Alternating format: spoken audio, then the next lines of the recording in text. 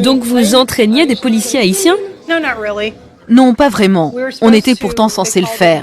Ils appelaient ça encadrer et surveiller, mais ce n'était pas vraiment de l'encadrement. Je n'ai quasiment jamais vu la police haïtienne. À part une fois, des policiers dans une voiture. Et là, j'ai pris une photo. Et alors que faisiez-vous de vos journées? Je passais la journée sur mon ordinateur, à jouer sur Internet. Et puis j'allais dehors et je jouais au domino avec les casques bleus jordaniens. C'est tout. J'ai signalé à mon chef de contingent que nous ne faisions rien. Il m'a dit que c'était notre mission, que c'est comme ça que se passe la mission. De ne rien faire? Oui, malheureusement. Combien étiez-vous payé? J'étais payé plus de 100 000 € par an. Ma société payait la moitié et l'ONU l'autre moitié. Alors c'était un gros gâchis d'argent. Un énorme gâchis d'argent. Et cet exemple ne serait pas un cas isolé.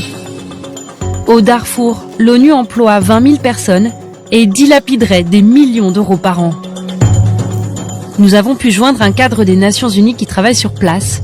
Il se désole de l'irresponsabilité de ses collègues. 80% d'entre eux ne travaillent pas.